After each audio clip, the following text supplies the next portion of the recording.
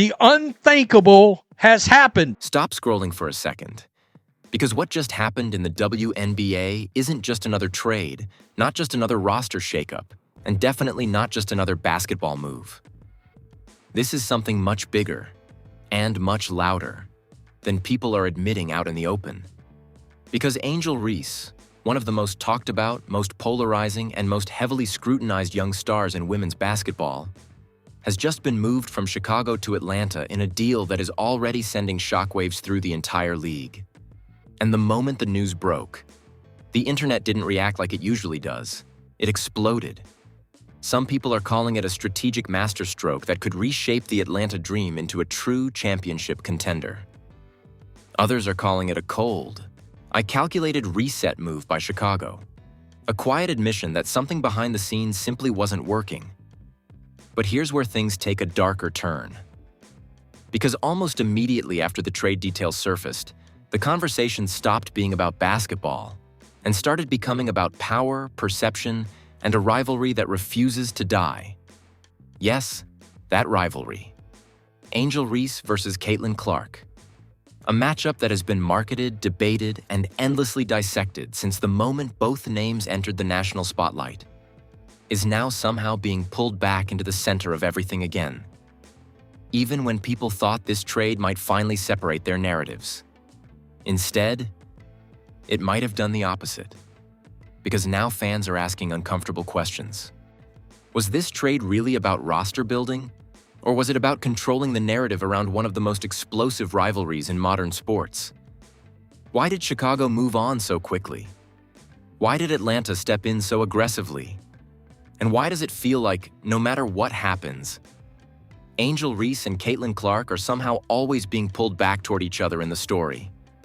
But here's the twist nobody is talking about loudly enough yet. Because insiders and analysts are now quietly suggesting that this move might not cool the rivalry down at all.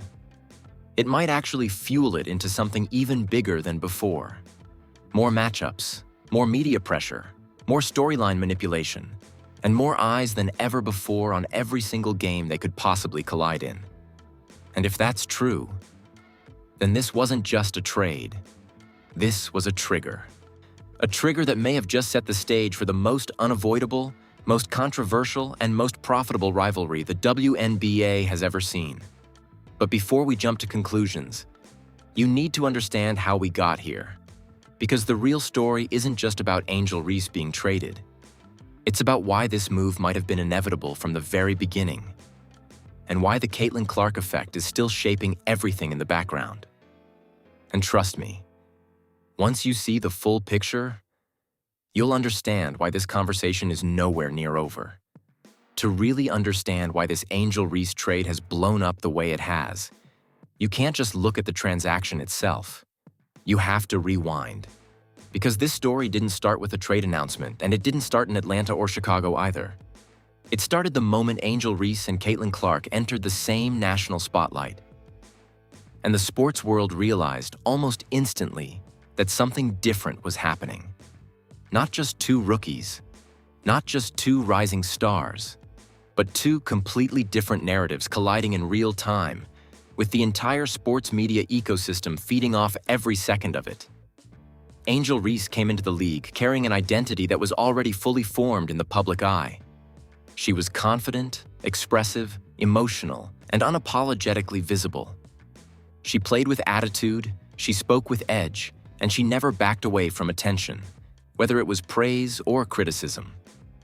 CaitlinClark, on the other hand, arrived with a completely different type of spotlight.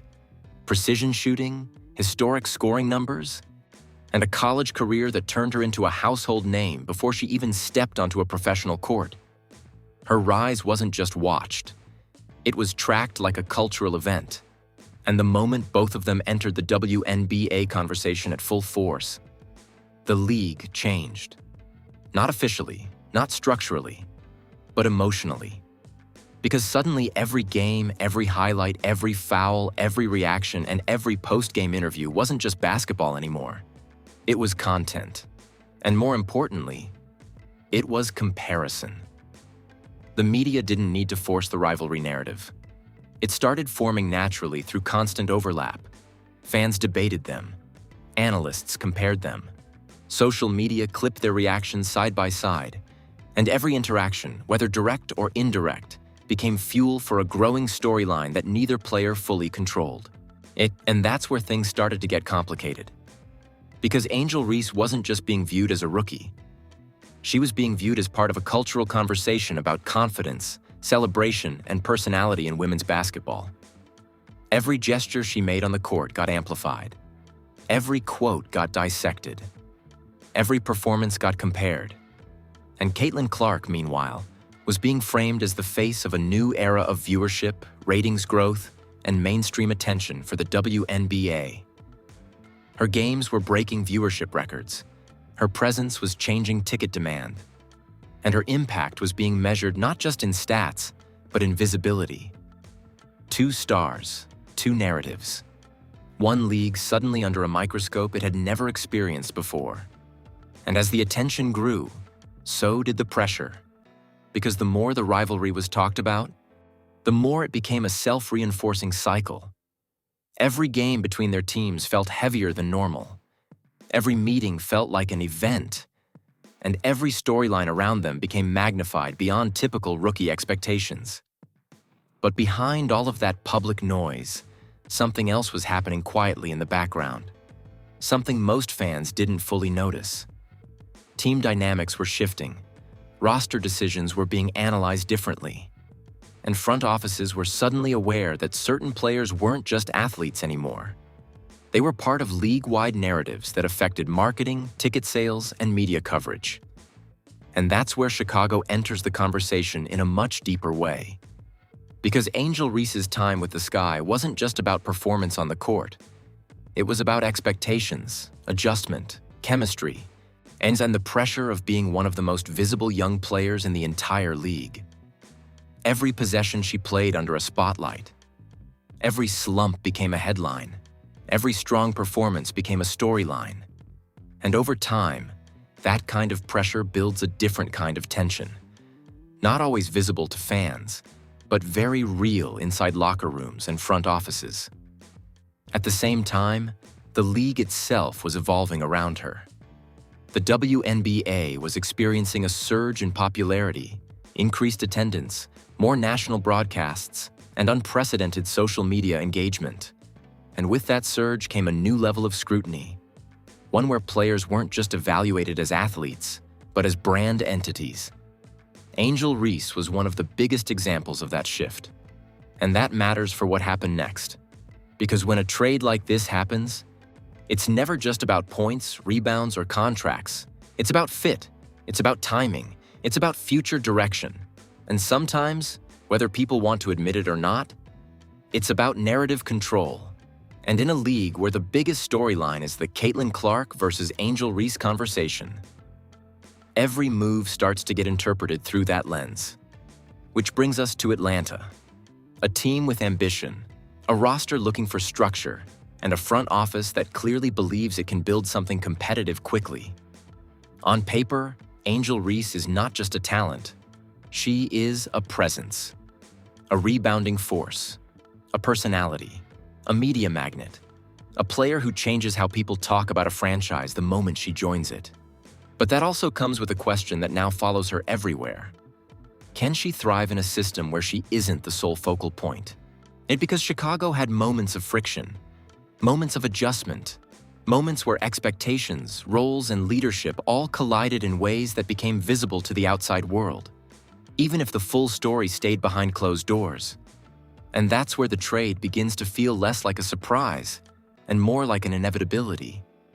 Because when a player becomes this central to conversation, performance, and perception at the same time, every organization eventually has to decide what direction it wants to go, build around it, or reset around it. And Chicago made its decision. But what nobody fully expected was how quickly that decision would be pulled back into the larger narrative of the league. Because the moment Angel Reese was linked to Atlanta, the CaitlinClark conversation reignited instantly. Not because of anything either player did, but because the rivalry had already become bigger than both of them. And now, with a new team, new matchups, and a reshaped league dynamic, The question is no longer whether the rivalry exists. It's how much bigger it's about to get. The moment the trade details became official, the reaction wasn't gradual. It was instant chaos. Within minutes, social media wasn't discussing basketball strategy anymore. It was breaking down winners, losers, hidden meanings, and what this move really says about both Angel Reese and the Chicago Sky organization. And that's where the first major conflict of this entire situation ignited. Because depending on who you asked, this trade meant completely different things. One group called it a smart reset, a necessary restructuring of a team trying to find stability in a rapidly evolving league. Another group called it a quiet admission that something behind the scenes had been building for a while. Something that made this separation feel less like strategy and more like inevitability. And then there was the third group, the loudest one online, who immediately pulled the CaitlinClark narrative back into the center of everything. Because even though this was an Angel Reese trade, it somehow became about CaitlinClark within hours. Not because she was involved, but because she is always involved in the conversation now, whether directly or indirectly. That's the reality of modern sports media cycles. And this is where the first twist hits. Because while fans were debating whether Chicago won or lost the trade, insiders and analysts began pointing out something uncomfortable. The value exchange didn't look traditional. Draft picks, future assets, and roster flexibility were being discussed. But the return didn't immediately scream equal competitive balance. Instead, it looked like a move designed around long-term structure rather than immediate talent replacement. And that sparked a wave of speculation. Was Chicago planning a deeper rebuild than people realized? Was Atlanta positioning itself as a sudden contender in a way nobody saw coming? Or was this move influenced by something even bigger than team strategy? Because the timing raised eyebrows. This wasn't a random mid-season shuffle. This was a highly visible, heavily discussed trade in the middle of a league already under unprecedented media attention. And that attention has consequences. The moment Angel Reese arrived in Atlanta, discussions began shifting again. Not about Chicago anymore, but about fit. How would she coexist in a roster that already has established scorers? How would her role change in a system that doesn't revolve entirely around her touches? And most importantly, would she embrace that shift or struggle with it? Because that question has followed her since college. Not as criticism, but as part of the constant evaluation that comes with being one of the most visible young players in the sport. And that's where the second layer of conflict starts building. In Atlanta, she's not walking into a rebuilding situation. She's walking into a team that already has expectations. A team that already has structure. A team that already has chemistry forming. And that means one thing very clearly. She is not automatically the center of the system anymore. And that alone changes everything. Because players who are used to being focal points often face one of two outcomes in new environments. They elevate their game within structure, or they clash with it. And nobody yet knows which direction this will go. But the speculation is already loud. Meanwhile, Chicago's side of the story is being interpreted in an entirely different way. Some analysts argue that the Sky are quietly improving by reshaping their roster around a different identity. They suggest that removing high-pressure narrative weight could actually stabilize the locker room and allow other players to grow without constant external spotlight. Others disagree completely, arguing that moving on from a young star with massive visibility could backfire in terms of branding, ticket sales, and long-term momentum. But the most explosive part of the entire conversation isn't even the trade itself. It's how quickly it got absorbed back into the CaitlinClark versus Angel Reese storyline. Because almost immediately, fans began mapping out future matchups between Indiana and Atlanta. And that's where things escalated again. Because suddenly, this wasn't just about roster construction. It was about scheduling, media cycles, broadcast ratings, and narrative control. People began pointing out that the league schedule still guarantees multiple meetings between these teams, meaning Angel Reese and CaitlinClark will continue to share the same spotlight, whether they are on the same team narrative or not. And that realization completely changed the tone of the discussion, because some fans believed this trade might reduce tension between the two storylines. But instead, it may have guaranteed more high-stakes encounters, more nationally televised games, more direct comparisons, and more unavoidable headlines every time they are mentioned in the same broadcast cycle. Then came the real twist inside the twist. As reactions intensified, commentators started highlighting something even more controversial: the idea that the league itself benefits from this narrative staying alive. Not officially stated, not confirmed, but heavily discussed. Because rivalry drives attention. Attention drives viewership. And viewership drives growth. And whether people agree with it or not, Angel Reese and CaitlinClark together represent one of the biggest attention engines the league has seen in years. So now the uncomfortable question enters the room. Was this trade purely basketball-driven? Or did it unintentionally strengthen the very storyline the league is built around right now? Because if Angel Reese moving to Atlanta increases the number of compelling matchups, media narratives, and broadcast interest, then the rivalry doesn't weaken. It expands. And that leads directly into the next phase of this story, where expectations, pressure, and public reaction collide in ways nobody fully predicted when the trade was announced. Just when it felt like the story had settled into a normal big trade reaction cycle, everything shifted again. Because the conversation didn't stay local to Chicago or Atlanta, it went national, and then it went global, and suddenly, yes, Angel Reese wasn't just being discussed as a player who changed teams. She was being positioned as a central piece in a league-wide storyline that refuses to cool down. The escalation began with broadcasts and talk shows picking apart every angle of the move. Some analysts praised Atlanta for being aggressive, calling it a bold bet on talent, personality, and upside. Others questioned whether the fit would actually work on the court, pointing to spacing, usage, and role distribution. But none of that was the real fuel. The real fuel was the narrative underneath everything. The CaitlinClark and Angel Reese storyline still hasn't ended. And now it might be entering its most amplified phase yet.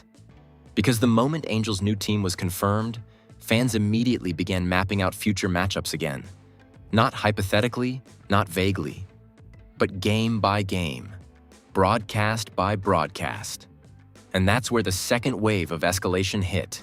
Because suddenly, every scheduled meeting between Atlanta and Indiana started to feel like a must-watch event before the season even fully unfolded. Social media accounts began posting countdowns. Fan pages started building hype edits. And sports commentary channels began framing upcoming games as must-see chapters in a rivalry that now spans multiple seasons, teams, and narratives. But behind that growing excitement, a more complicated conversation began forming. Because some analysts started pointing out something that changed the tone completely. Angel Reese is no longer in the exact same pressure environment she was in before. And that changes how her performances will be interpreted. In Chicago, every game came with expectations tied directly to her development, her role, and her media presence. In Atlanta, the expectations shift. She's entering a system with established pieces, defined roles, and a different competitive structure, which means her success or struggle will now be judged through a completely different lens. And that's where the narrative becomes even more unpredictable. Because if she thrives in Atlanta, the story becomes about her growth, adaptation, and evolution into a more complete player. But if she struggles, the narrative instantly flips into questions about fit, pressure, and whether the move was actually the right decision at all. And in both outcomes, the CaitlinClark comparison doesn't disappear. It intensifies. Because every highlight, every stat line, and every nationally televised game becomes another point of comparison in a storyline that the league cannot seem to step away from. Then came the more controversial layer of escalation. Online discourse began splitting even further into two very loud camps. One side argued that Angel Reese is being unfairly scrutinized and constantly evaluated through a lens that no other young player has to deal with at the same level of intensity. The other side argued that visibility comes with accountability, and that high-profile players naturally become part of bigger conversations whether they want to or not. And in the middle of that debate, the league itself kept moving forward, quietly benefiting from the attention spike. Ticket interest rose. social engagement surged, and upcoming matchups involving both players began generating significantly higher anticipation than typical regular season games. That's when the shocking realization started forming across analyst circles. This isn't a rivalry that needs constant interaction anymore. It's a rivalry that survives even when the players are not directly connected. Because now it exists as a framework, a lens through which the entire league is being viewed. And that's where the reveal becomes even more complicated. Because Angel Reese's move to Atlanta doesn't separate her from CaitlinClark's narrative. It expands the number of possible intersections between them. More games, more storylines, more chances for media framing, and more opportunities for the league to lean into a narrative that has already proven it can dominate headlines. And as that realization sinks in, one uncomfortable question starts circulating. What if this trade didn't reduce the pressure at all, but redistributed it across an even bigger stage? Because now, instead of one team environment shaping the rivalry, multiple franchises, broadcasts, and schedules are all feeding into it simultaneously. And that means the story isn't narrowing, it's multiplying, which leads directly into the next phase. Where public reaction reaches its peak, the league gets pulled deeper into the narrative, and the debate around Angel Reese's future in Atlanta becomes even more divided than anyone expected. Once the dust from the announcement started to settle, the reaction didn't calm down. It multiplied. Because this wasn't one of those trades that gets discussed for a day and then fades into the background of the season. This one stayed alive. And it stayed loud. Across social media, the reactions came in waves, each one more intense than the last. Fans didn't just react to Angel Reese moving teams.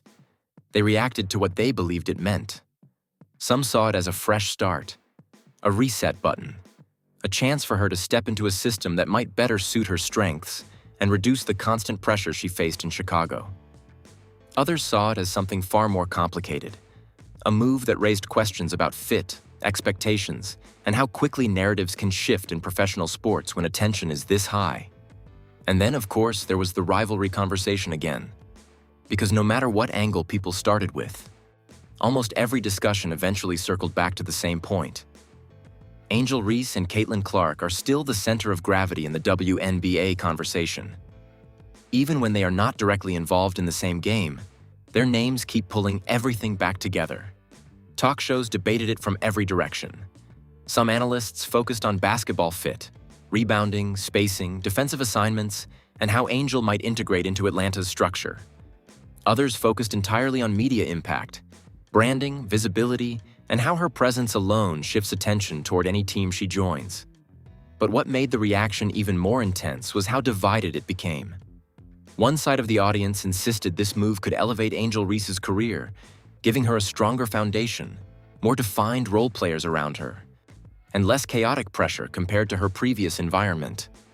The other side argued the exact opposite, that moving her into a higher expectation team environment could increase scrutiny and make every performance even more heavily analyzed than before. And that tension is exactly what kept the story alive. Because in modern sports media, ambiguity is fuel. The more uncertain the outcome, the louder the conversation becomes. Meanwhile, industry voices began weighing in more carefully. Some former players and commentators praised Atlanta's willingness to take a risk on a high-profile young star, suggesting that talent like hers is worth investing in regardless of early career volatility. Others warned that chemistry in women's basketball is often underestimated in public discourse, and that adding a major personality shift to an already structured team can create unexpected challenges. But even those disagreements couldn't slow the momentum of attention. Because the biggest driver of all this wasn't analysis anymore. It was anticipation. Everyone wanted to see what happens next, how she performs, how the team adjusts, and how the league narrative evolves once real games begin again. And that anticipation immediately fed back into the CaitlinClark conversation. Because now fans were already circling matchups between Atlanta and Indiana on the schedule. Not casually, but intentionally. Highlighting dates, predicting outcomes, rebuilding the rivalry timeline all over again. And that's when something interesting started happening in the broader conversation. People stopped asking whether the rivalry was real. and started asking whether it was permanent. Because even when Angel Reese changes teams, the narrative doesn't break. It follows, it reshapes, it adapts, and it keeps pulling CaitlinClark back into the center of every discussion involving her.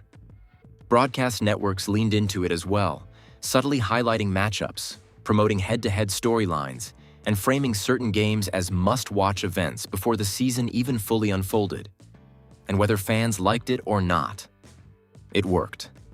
Viewership attention spiked, engagement increased, and every mention of either player started generating disproportionate interest compared to typical league coverage. But underneath all of that noise, a quieter debate was still forming. Was this attention sustainable? Or was the league entering a phase where one storyline becomes so dominant that everything else gets interpreted through it? And that question leads directly into the next twist. Because what happens next in this rivalry might not depend on Angel Reese or CaitlinClark alone anymore, but on how the entire league chooses to shape what comes next. At this point, something strange has happened to the entire conversation. The trade is no longer just a trade. The rivalry is no longer just a rivalry. And Angel Reese is no longer being discussed in isolation from anything else happening in the league. Everything has merged into one ongoing narrative. A single storyline that keeps expanding no matter how many times people try to separate it. And that's where the final twist lands. Because the biggest misconception at the start of this entire situation was that moving Angel Reese from Chicago to Atlanta might reduce the pressure, simplify the narrative, or even cool down the constant comparisons. But what actually happened is almost the opposite. The structure of the league itself has now made it easier for this rivalry to persist indefinitely. Not because the players are forced into it, but because the system around them keeps recreating it. New matchups, new broadcast angles, new talking points, new fan debates. And every single layer reinforces the same underlying dynamic, even when neither player directly contributes to the conversation. And that's the part nobody fully predicted at the beginning. Because rivalries in sports usually depend on direct repetition. Same teams, same series, same postseason battles. But this one has evolved into something more flexible. It doesn't need constant head-to-head contact to survive. It survives through interpretation, and interpretation is unlimited. Now here's where the final shift happens. As analysts and fans continue breaking down Angel Reese's move to Atlanta, another realization starts to surface quietly across discussions. The league is entering a phase where narrative is becoming just as important as performance. Not officially, not structurally, but culturally. Because attention is now distributed differently than it was in previous eras. A single player can generate league-wide discussion without even being on the court that night. A single matchup can dominate conversation for days before it happens. And a single storyline can overshadow multiple games happening at the same time. And in that environment, Angel Reese and CaitlinClark have become unavoidable reference points. Not because the league forces it, but because the audience does. Every analysis eventually loops back. Every debate eventually reconnects. Every prediction eventually includes both names in some form. And that creates a feedback loop that keeps the rivalry alive even when the original conditions change. Which brings us to the most important question of all. Was the trade actually about separating narratives? Or did it unintentionally make the entire league more dependent on them? Because if Angel Reese thrives in Atlanta, the storyline becomes about evolution. If she struggles, it becomes about pressure and adjustment. And in both cases, CaitlinClark remains part of the comparison framework that fans and media keep returning to. There is no clean break anymore. Only new chapters. And that's what makes the ending of this story feel less like a conclusion, and more like a setup. Because now the league enters a new season where every Angel Reese game in Atlanta, every CaitlinClark game in Indiana, and every nationally broadcast matchup involving either of them carries an added layer of meaning that didn't exist before. And that leads to the final cliffhanger. Because the next time these two names collide in the same conversation, whether directly on the court or indirectly through media narrative, it won't just be about rivalry anymore.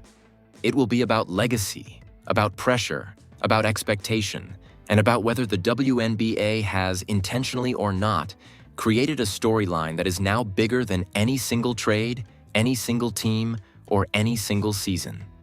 And as the new chapter begins to unfold, one question hangs in the air louder than everything else.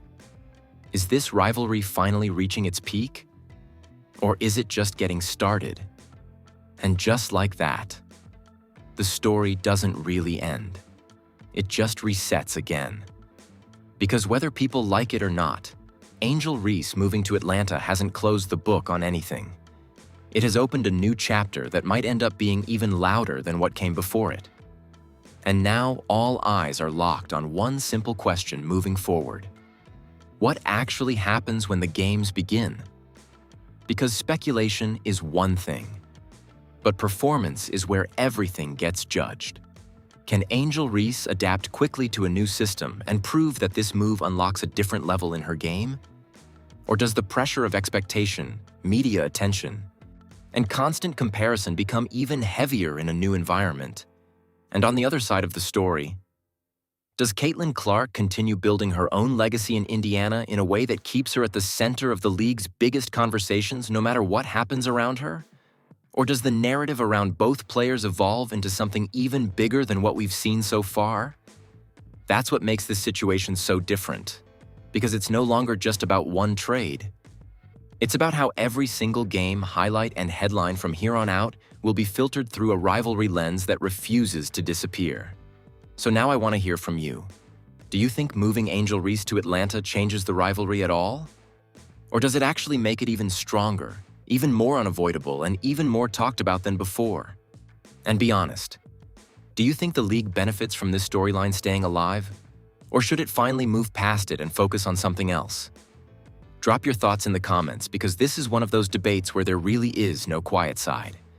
Every opinion adds fuel to the conversation. And if you made it this far, you already know this wasn't just another basketball story. It was a turning point in how modern sports narratives are built, shared, and amplified in real time. So make sure you like, subscribe, and turn on notifications. Because if this storyline evolves again, you'll want to be the first to see exactly how it unfolds. And trust me, with a rivalry like this, the next chapter might be closer than anyone expects.